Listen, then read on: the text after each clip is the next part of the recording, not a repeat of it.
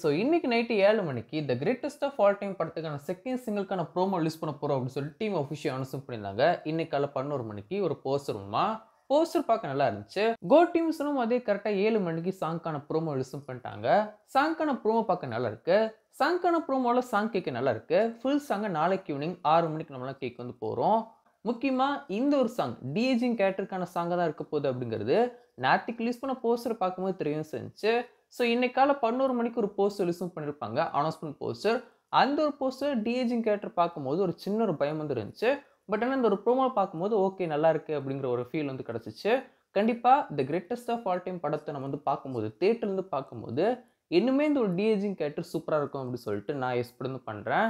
And டிஏஜிங் கேரக்டருக்கான பேரா தான் மீனாட்சி சௌத்ரி இருக்கவும் செய்றாங்க. ஸோ நாளைக்கு ஈவினிங் 6 மணிக்கு the greatest of all time படத்துக்கான 3rd சிங்கிள் ரிலீஸும் பண்ண போறாங்க. அண்ட் நாளைக்கு the greatest of all time படத்துக்கான 3rd சிங்கிள் தமிழ் வெர்ஷன் மட்டும் ரிலீஸ் பண்ண போறது கிடையாது.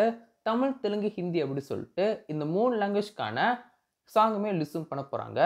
தமிழ் சாங்க நாளைக்கு ஈவினிங் 6 மணிக்கும், தெலுங்கு சாங்க நாளைக்கு ஈவினிங் 7 மணிக்கும், அது மாதிரி ஹிந்தி சாங்க நாளைக்கு நைட்டு 7:30க்கும் ரிலீஸும் பண்ண போறாங்க. ஸோ சாங் எப்படி இருக்க போகுது, ஃபுல் சாங் எப்படி இருக்க போகுது அப்படின்னு சொல்லி பண்ணி பார்க்கலாம். இந்த ஒரு கிரேட்டஸ்ட் ஆஃப் ஆல் டைம் படத்துல டிஏஜிங் கேரக்டரை எப்படி யூஸ் பண்ண போறாங்க அப்படிங்கிறது இப்போ வரைக்குமே தெரியல. இந்த ஒரு சாங் பார்க்கும்போதும் பெருசா நமக்கு ஐடியா வந்து கிடைக்காது. ஏன்னா வந்து சாங்ல ஜஸ்ட் வந்து ஒரு செட்டுக்குள்ள தான் ஷூட் வந்து பண்ணியிருப்பாங்க இல்லையா? ஒன்ஸ் நம்ம வந்து ட்ரெய்லர பார்க்கும்போது, இல்லன்னா வந்து படத்துல பார்க்கும்போது தான் இந்த ஒரு டிஏஜிங் கேரக்டர் வச்சு வெங்கட் பிரபு என்ன பண்ணியிருக்காரு அப்படின்னு சொல்லிட்டு தெரியவும் செய்யும்.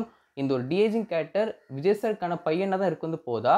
இல்லன்னா படத்துல இந்த குளோன் மாதிரி ஏதாவது பண்ண போறாங்களா அப்படின்னு சொல்லிட்டு வெயிட் பண்ணி பார்க்கலாம். September 5 the greatest of all time படத்த தியேட்டர் ரிலீஸும் பண்ண போறாங்க.